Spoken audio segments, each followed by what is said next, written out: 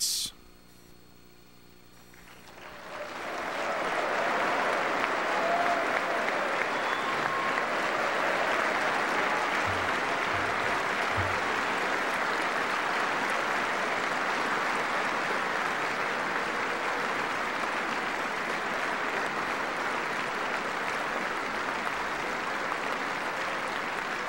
Thank you.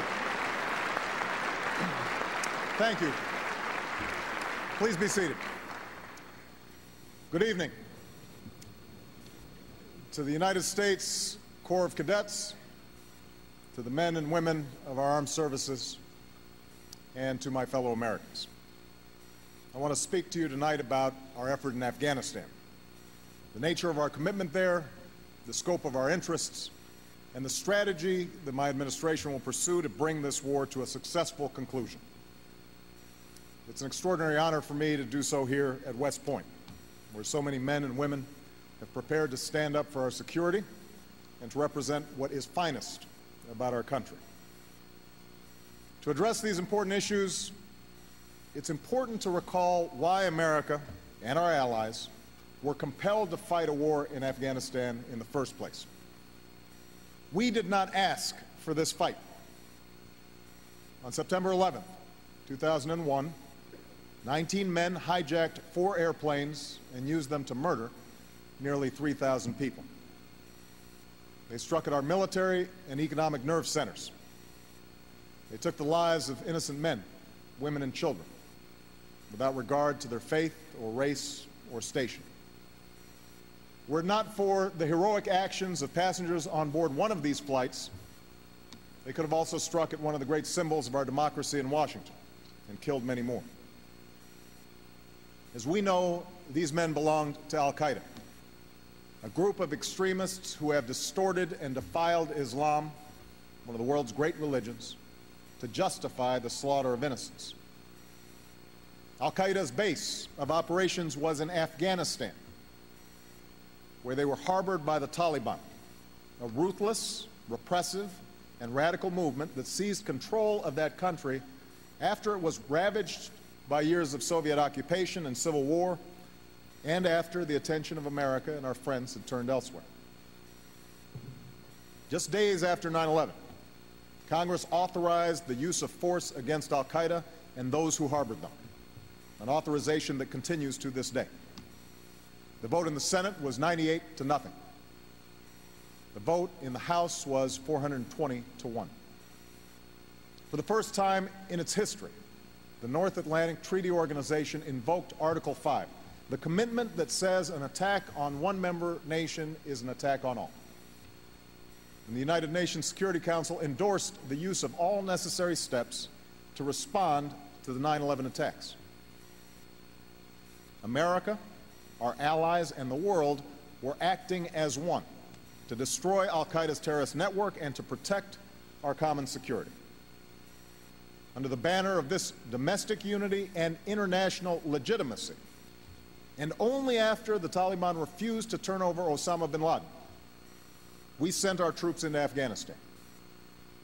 Within a matter of months, Al-Qaeda was scattered and many of its operatives were killed.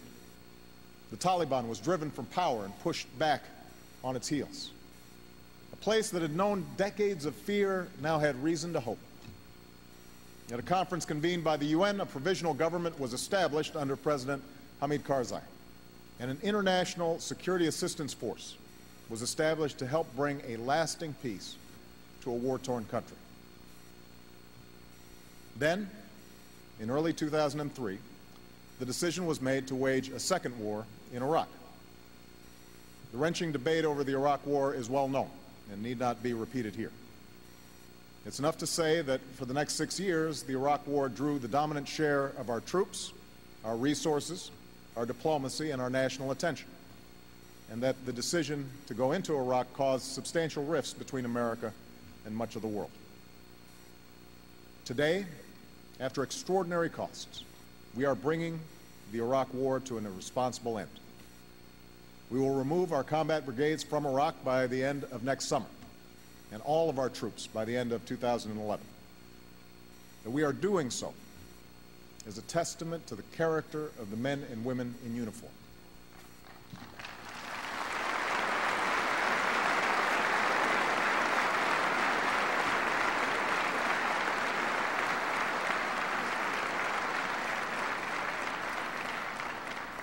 Thanks to their courage, grit, and perseverance, we have given Iraqis a chance to shape their future, and we are successfully leaving Iraq to its people.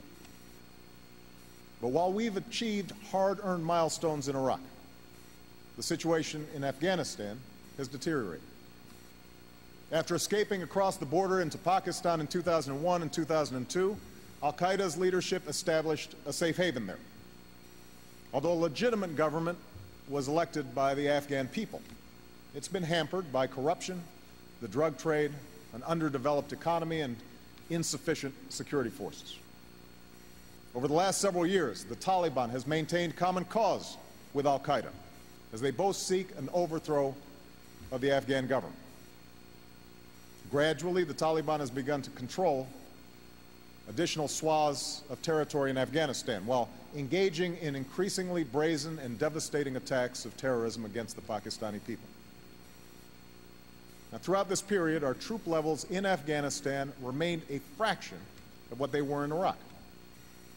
When I took office, we had just over 32,000 Americans serving in Afghanistan, compared to 160,000 in Iraq at the peak of the war. Commanders in Afghanistan repeatedly asked for support to deal with the reemergence of the Taliban, but these reinforcements did not arrive.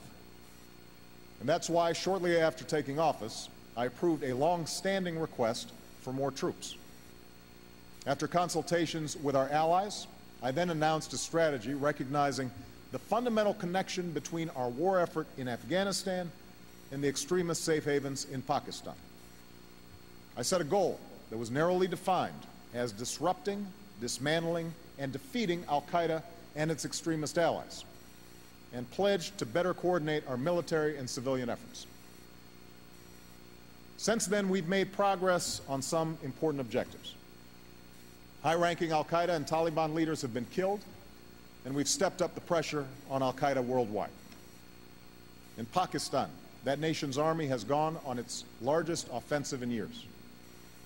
In Afghanistan, we and our allies prevented the Taliban from stopping a presidential election. And although it was marred by fraud, that election produced a government that is consistent with Afghanistan's laws and constitution. Yet huge challenges remain.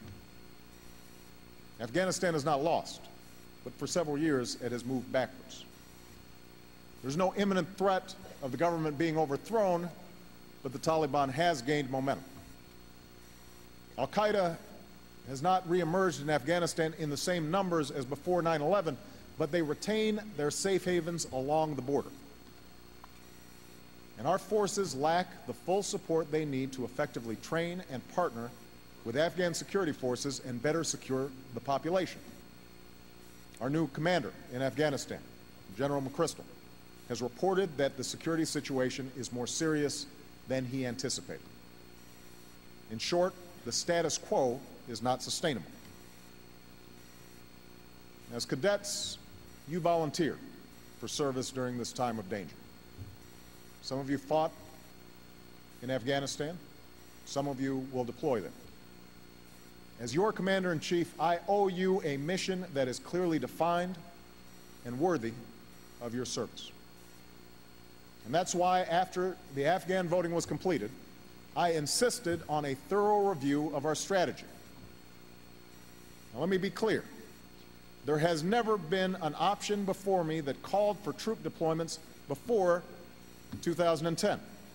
So there has been no delay or denial of resources necessary for the conduct of the war during this review period. Instead, the review has allowed me to ask the hard questions and to explore all the different options along with my national security team, our military and civilian leadership in Afghanistan, and our key partners. And given the stakes involved, I owed the American people and our troops no less. This review is now complete.